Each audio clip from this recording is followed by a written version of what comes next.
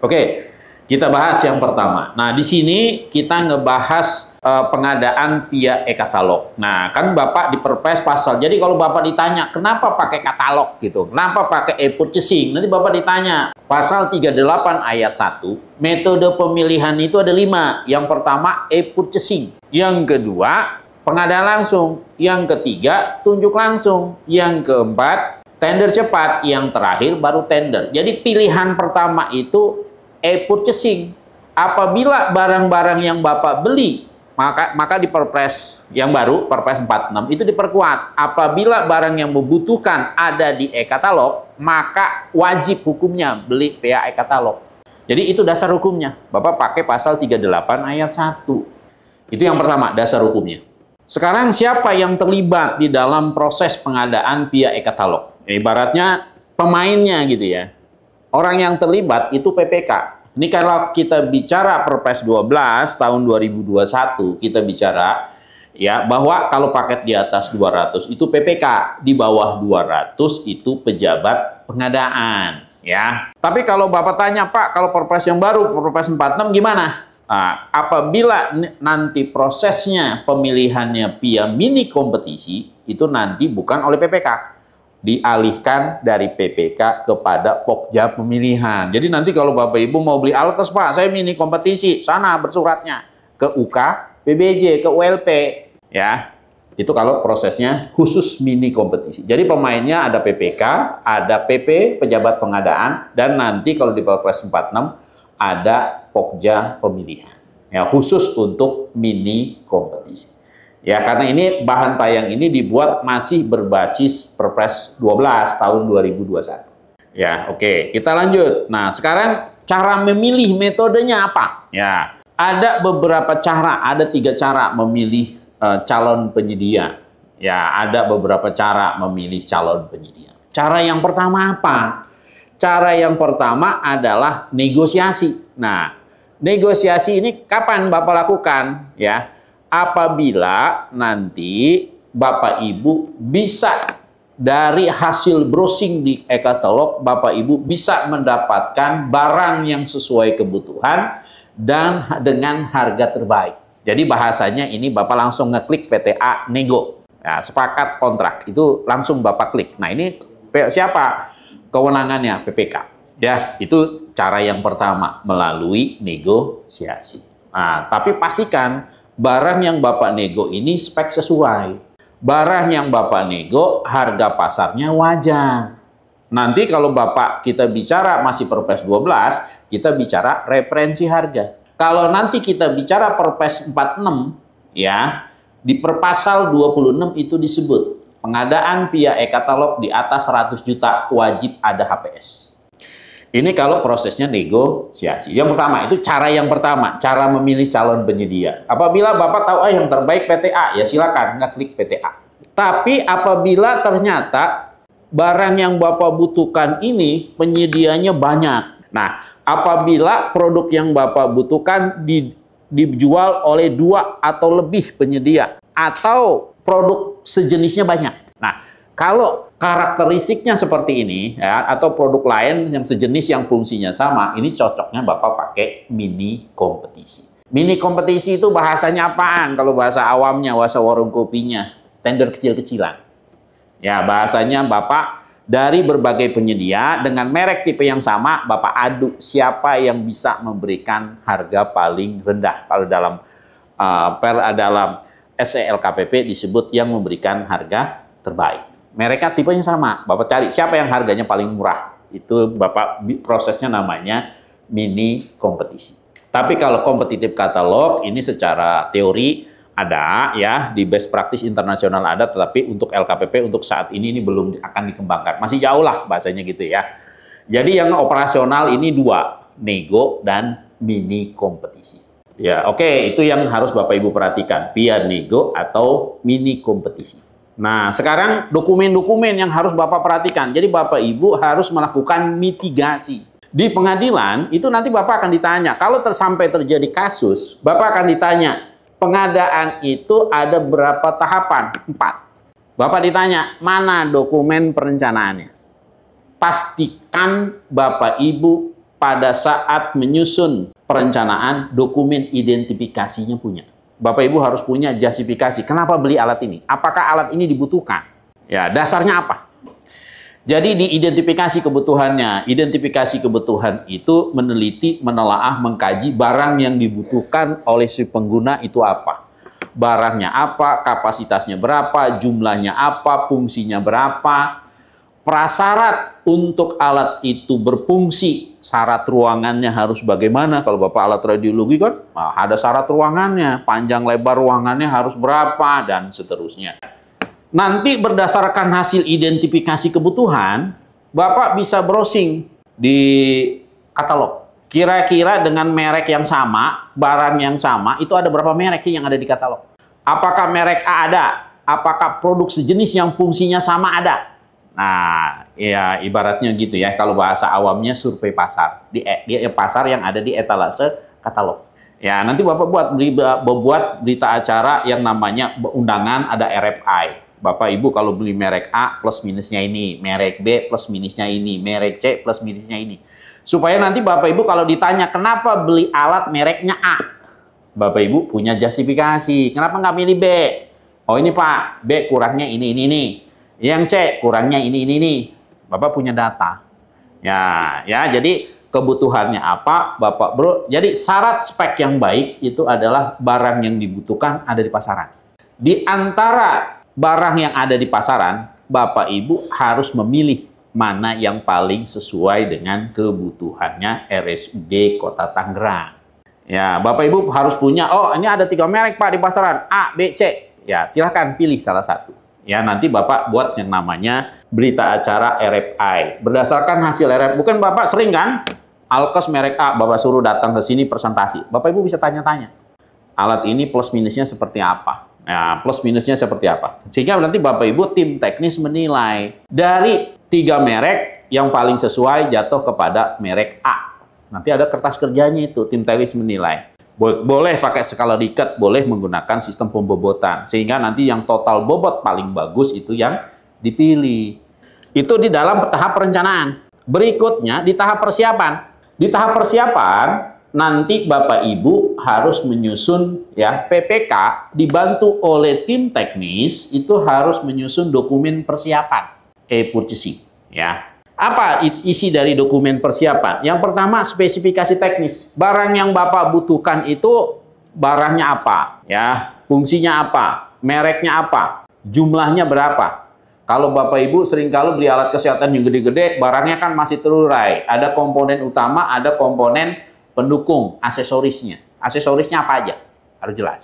Ya, jadi speknya harus lengkap, komprehensif. Spek mutu, spek jumlah, spek waktu, spek. Waktu itu kapan barang harus di PO, kapan barang harus dikirim, kapan barang harus diinstal, kapan barang harus diuji coba. Bapak Ibu harus bisa ditentukan kapan barang itu diserah terimakan. Lihat dulu peraturannya. Barang ini barang berisiko tinggi atau enggak? Oh, barang biasa Pak, cuman beli meja, beli kursi. Cukup berita acara pemeriksaan dan pengujian. Itu titik serahnya.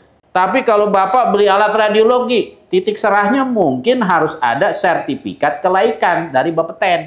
Keluar surat dari Bapeten, baru diserah terimakan. Atau Bapak Ibu berat berisiko tinggi, misalnya beli lift. Mungkin perlu sertifikat kelaikan dari mana? Dari Disnaker Trans. Jadi Bapak Ibu speknya harus spek yang komprehensif. Bapak Ibu nanti alat yang Bapak Ibu beli, perlu operatornya perlu bersertifikat nggak? Perlu terlatih nggak? Perlu. Oh, berarti di dalam spek itu ada spek layanan. Spek layanan itu apa? Penyedia harus ngadain barang, ngirim, nginstal, harus memberikan pelatihan. Kira-kira seperti itu. Itu harus jelas. Itu bagian nanti spek pelayanan. Makanya nanti sebelum Bapak ngeklik ada proses yang namanya klarifikasi teknis. Speknya harus lengkap. Jangan main asal ngeklik aja. Itu spek yang pertama, komponen yang pertama. Jadi 4 dokumen ini, karena dokumen ini harus Bapak upload. Ya, Bapak upload di sistem menjadi data digital. Pertama spek, yang kedua TKDN, yang kedua prioritas UMKM, yang ketiga referensi harga. Karena saya ini masih berbasis Perpres 12, pakai istilahnya referensi harga. Tapi kalau nanti revisi Perlem 9-nya udah keluar, karena di Perpres turunan nanti dari Perpres 46 tahun 2025, kita bicara bukan referensi harga, kita bicara HPS. E-purchasing di atas 100 juta harus ada HPS. Nah, dokumen persiapan ini disiapkan oleh tim teknis, ditandatangan oleh PPK. Nah, ini dokumennya. Nah, setelah dokumen persiapan ini siap, masuk ke tahap pemilihan. Sebelum Bapak Ibu melaksanakan pemilihan, jadi begitu dokumennya siap, jangan main ngeklik-ngeklik aja. Panggil dulu penyedianya. Bapak Ibu harus melakukan klarifikasi kesesuaian spek, buat paket, kemudian nego. Ya, karena yang sudah operasional di versi 6 baru negosiasi. Nanti Bapak Ibu sudah kontraknya biasa. Cuma Bapak Ibu yang harus Bapak Ibu perhatikan nanti dalam pengendalian kontrak via e-katalog adalah waktunya, karena prosesnya semuanya nanti digital. Kontraknya Bapak ditandatangan, upload. Berita acara serah terima, pemeriksaan pengujian, tanda tangan, upload. Sampai dengan penilaian kinerja penyedia. Nanti dokumen-dokumennya saya tunjukkan, dokumen yang nanti Bapak Ibu upload ya di sistem. Oke, kita bahas satu persatu. Yang pertama, dokumen persiapan e-purchasing. Ya. Oke, sebelum masuk ke persiapan, saran saya begini. Ini bagian dari Bapak memitigasi risiko.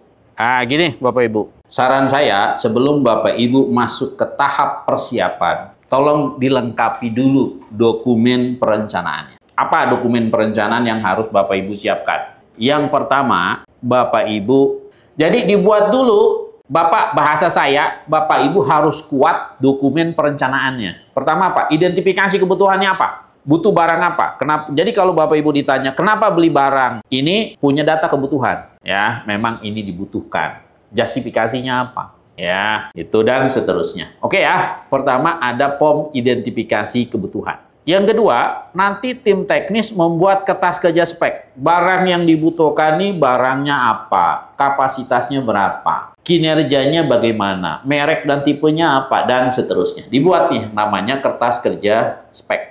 Ya, spek mutu, spek jumlah, spek waktu. Ya, jadi Bapak Ibu identifikasi kebutuhan, Bapak Ibu buat kertas kerja.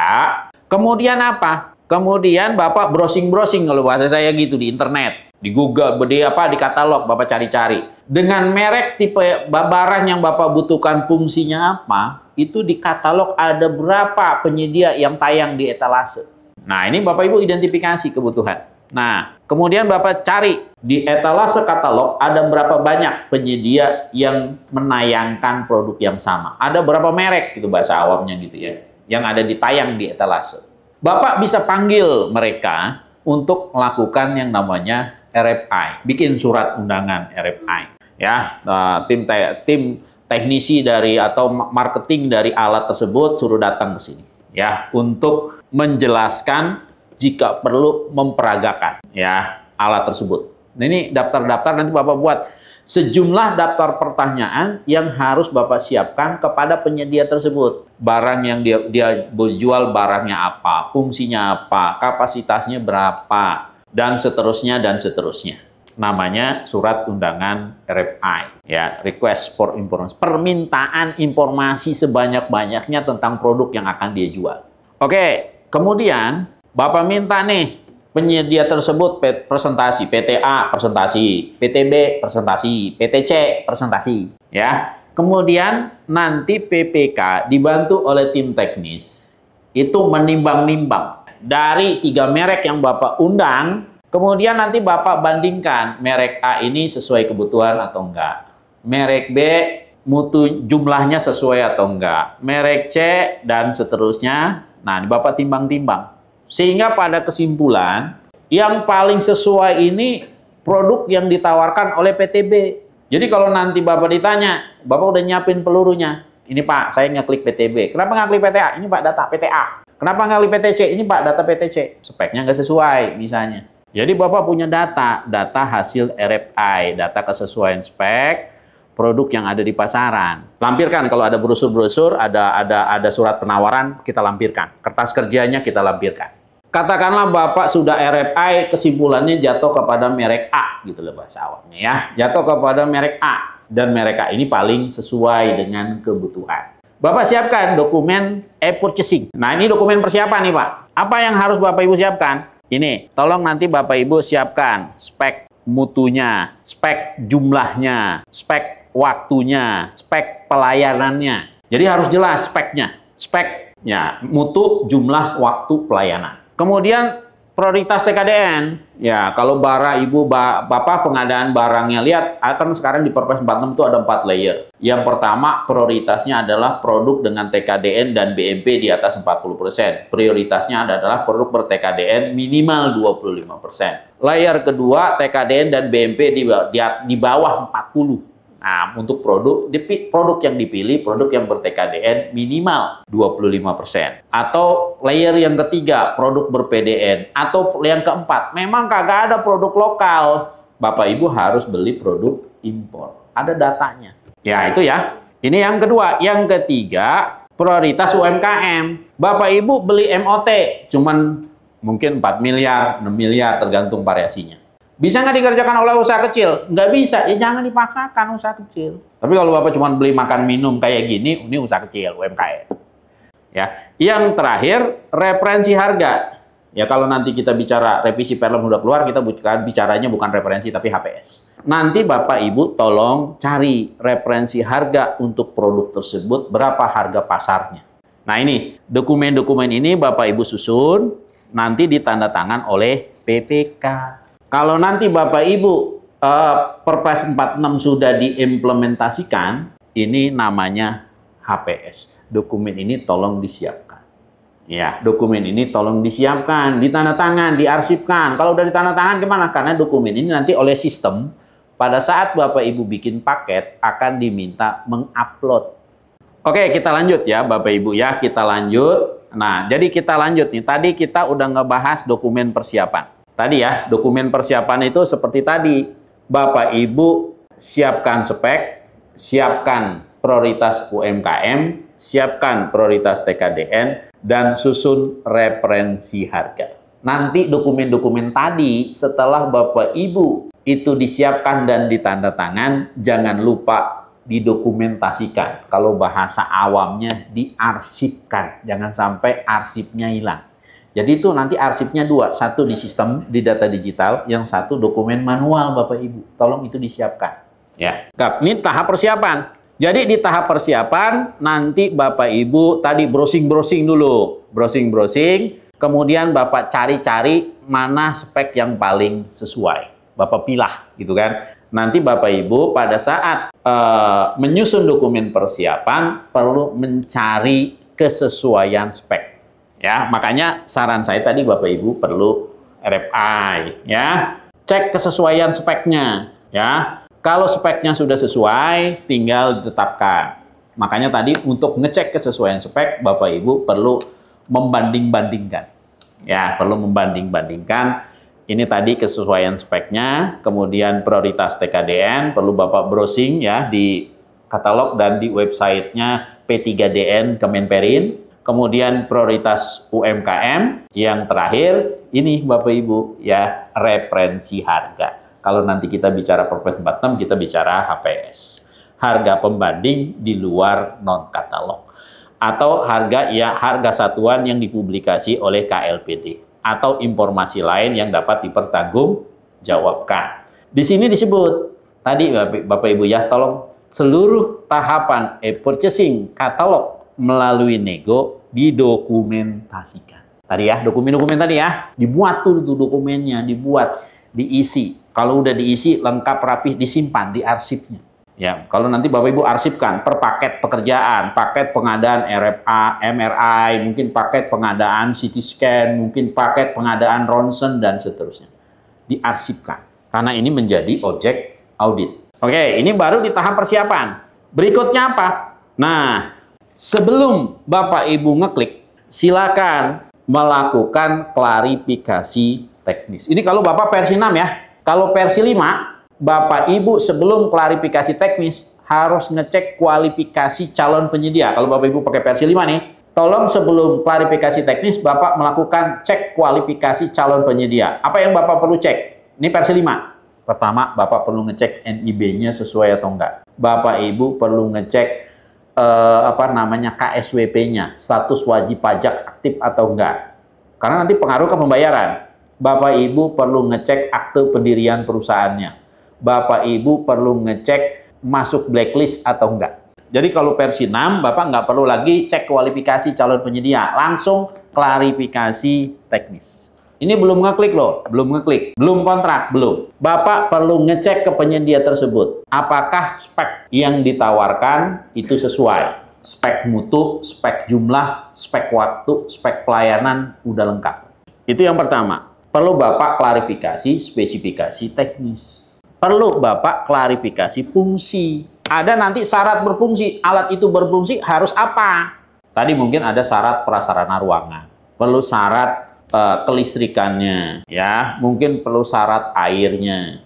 Mungkin perlu syarat operatornya. Supaya itu berfungsi, perlu prasyarat apa? Tolong nanti Bapak klarifikasi. Beda dengan pekerjaan biasa, meja kursi mah nggak ada masalah. Bapak tinggal datang, dudukin, selesai. Tapi kalau Bapak beli alat-alat kesehatan, mungkin harus ada prasyarat-prasyarat apa yang harus dipenuhi. Prasyarat yang harus dipenuhi itu disediakan oleh penyedia atau disediakan oleh rumah sakit. Ya, tadi nanti spek teknisnya perlu diklarifikasi, fungsinya perlu diklarifikasi, kinerjanya perlu diklarifikasi. Yang terakhir, ketentuan-ketentuan lainnya tadi, syarat sertifikat kelaikannya, ngurus, siapa yang ngurus sertifikat kelaikannya, berapa lama, siapa yang nanggung biayanya, dan seterusnya. Nah, ini Bapak Ibu terus klarifikasi. Nanti buat gimana Pak? Nah, tolong sebelum ngeklik, diklarifikasi teknis dulu. Diklarifikasi teknis. Jadi Bapak sebelum ngeklik PTA PTB, klarifikasi dulu. Pertama apa? Cek. Ini barang yang nanti dia tawarkan, mereknya apa? Ada standarnya nggak? Kalau ada standar, punya sertifikatnya nggak? Syarat kinerjanya harus bagaimana? Ya. Ini harus Bapak klarifikasi dari sisi mutunya. Bapak klarifikasi dari sisi jumlahnya. Bapak klarifikasi dari aspek waktu. Kapan setelah kontrak barangnya dibuka PO? Dia buka PO. Misalnya 7 hari setelah kontrak dia buka PO. Berapa hari setelah buka PO barangnya diproduksi? Berapa hari setelah diproduksi barangnya nyampe? Kita sebut namanya FOB Jakarta. Di gudangnya penyedia di Jakarta. Berapa hari setelah kontrak nanti barangnya dikirim ke rumah sakit. Berapa hari setelah kontrak barangnya diinstal dan diuji. Nah, ini yang Bapak Ibu perlu klarifikasi secara detail. Ini Bapak perlu klarifikasi semuanya. Supaya tadi Bapak bisa menentukan kapan titik serahnya. Nanti BAST-nya kapan bisa dilakukan. Nanti kan di S kan Bapak, kalau di Persi 6 sekarang, Bapak tidak hanya bikin surat pesanan. Harus menyiapkan SSUK, syarat-syarat umum kontrak, dan syarat-syarat khusus kontrak. Di syarat-syarat khusus kontrak, nanti di poin masa berlaku kontrak akan muncul. Kontrak berlaku mulai tanggal berapa sampai dengan tanggal berapa. Nah ini nanti, makanya di sini Bapak menentukan waktu pelaksanaan pekerjaan. Nah, sampai dengan berakhir kontrak ini, titik serahnya, bisa nggak itu tercapai? Makanya Bapak perlu klarifikasi. Terutama untuk barang-barang yang lead time-nya, masa tunggunya, atau indennya lama. Kira-kira begitu. Ini contoh ya, contoh. Makanya perlu diperhatikan dulu. Kapan dia barang dikirim, kapan barang diinstal, kapan barang itu bisa diserah terimakan. Nanti kepentingannya Bapak mengisi SSKK. Kontrak berlaku mulai tanggal kapan sampai dengan tanggal berapa. Makanya perlu diklarifikasi. Ini waktu pelayanan. Pelayanannya apa yang harus diberikan? Klarifikasi. Karena Bapak pengadaan barang di sini, pengadaan barang sampai dengan fungsional dan dimanfaatkan. Ya, nah, makanya Bapak mitigasi risikonya tuh sejak awal harus baik. Ya, memang butuh, tetapi Bapak perlu memitigasi risiko. Perlu dokumen apa yang harus Bapak Ibu tunjukkan bahwa barang itu dibutuhkan. Perlu dokumen apa yang harus Bapak Ibu siapkan supaya yang menunjukkan barang itu berfungsi. Ya, donasi jawal. Dibuka nanti berita acaranya. Klarifikasi teknis. Boleh nanti PPK dibantu oleh tim teknis. Kalau PPK-nya nggak ngerti hal-hal teknis, ya silakan PPK punya backup. Backupnya itu tim teknis tadi. Ya, mungkin menanyakan hal-hal yang sifatnya teknis sekali. Ya. Silakan Bapak tanyakan di sini. Jawabannya apa keterangannya dari hasil klarifikasinya? Ya, kalau memang udah deal, udah sepakat, kunci. Oke Pak, kita udah deal, udah sepakat, ada berita acara klarifikasi teknis. Ya, nanti setelah jadi yang lamanya itu bahasa saya di perencanaan dan persiapannya. Yang lama dan Bapak Ibu perlu didukung dokumen yang kuat. Ya, karena bagian dari Bapak Ibu memitigasi risiko. Ya, oke, udah diklarifikasi, oke, sesuai. Dan ini makanya LKPM memiliki clear untuk memastikan sesuai dengan spek yang dibutuhkan. Ya, jangan over spek, jangan juga under spek. Speknya di bawah. Ya, jangan juga speknya over spek. Ya, oke. Kalau klarifikasi itu sudah Bapak lakukan, baru berproses Bapak ngeklik katalog. Ini gampang lah. Ya, saya yakin Bapak Ibu semuanya sudah bisa. Ya, Bapak ngeklik katalog, kemudian nego. Ya, kemudian nanti Bapak negosiasi. Dari harga tayang berapa, pegangan Bapak kalau prosesnya via nego, referensi harga. Sama atau di bawahnya. Kalau nanti dia pakai versi yang baru, ya, Perpres 46, HPS pegangan Bapak. Oke, referensi harga, nanti muncul berita acara negosiasi. Kalau udah negosiasi, barulah Bapak Ibu mencetak surat pesanan dan dilampiri dengan SSUK dan SSKK. Karena dari mulai Bapak ngeklik sampai dengan kontrak, itu Bapak Ibu hanya punya waktu 3 hari. Ya, dari punya waktu 3 hari. Saran saya, tim teknis itu sebelum ngeklik sudah menyiapkan draft kontraknya. Ya, sudah menyiapkan draft kontraknya. Ya, makanya tadi dari hasil klarifikasi itu disiapkan dulu draft kontraknya. Pokok perjanjiannya seperti apa, syarat umumnya seperti apa, syarat-syarat khususnya seperti apa. Misalnya syarat khusus tadi mulai berlaku kontrak tanggal berapa sampai tanggal berapa. Terus nanti ditentukan, dikasih uang muka apa enggak. Kalau dikasih berapa persen. Kalau nanti pembayarannya pakai bulanan, apa pakai termin, atau pakai sekaligus. Kalau dia pakai termin 1 berapa, termin 2 berapa, termin 3 berapa. Harus jelas. Ya, nanti tolong Bapak Ibu siapkan tadi antisipasi dari awal draft kontraknya. Dari berdasarkan hasil RFI, dokumen persiapan, dan klarifikasi, tolong disiapkan draft kontrak. Kalau sudah siap, klik. Nanti berproses setelah ngeklik, nanti ada nego dan membuat surat kontrak. Ya, berupa surat pesanan, nanti harus dilampiri dengan SSUK dan SSKK. Setelah itu pelaksanaan. Kalau pelaksanaan sih biasa. Kalau nanti Bapak Ibu ada perubahan, ya boleh silakan nanti di addendum. Ya, kalau Bapak makan minum ya sangat mungkin dilakukan perubahan kontrak. Nanti addendum lah ibaratnya gitu ya. Nah, nanti kalau nanti setelah pelaksanaan pekerjaan, tadi Bapak Ibu ya tolong nanti pekerjaannya sudah selesai, harus diperiksa, harus diuji. Ya, dokumen-dokumennya Bapak Ibu tolong selengkapnya ya. Tolong selengkap-lengkapnya. Jadi nanti Bapak Ibu ya, gini Bapak Ibu ya. Kita balik lagi. Nanti Bapak ada surat pesanan dilampiri dengan SSUK dan SSKK.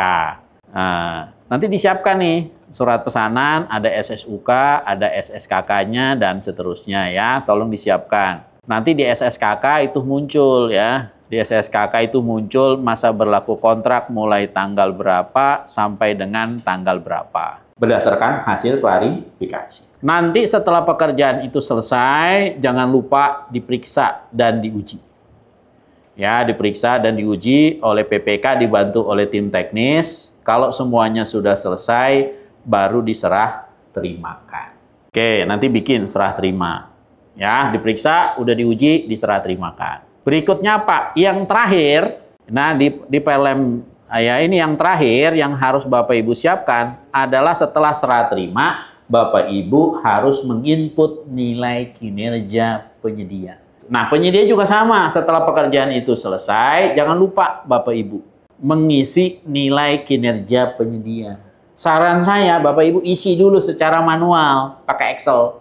Kalau datanya udah siap, Bapak Ibu input di data kinerja. PTA ini kualitas dan kuantitas sesuai apa enggak? Sesuai. Nilainya 3. Waktu telat.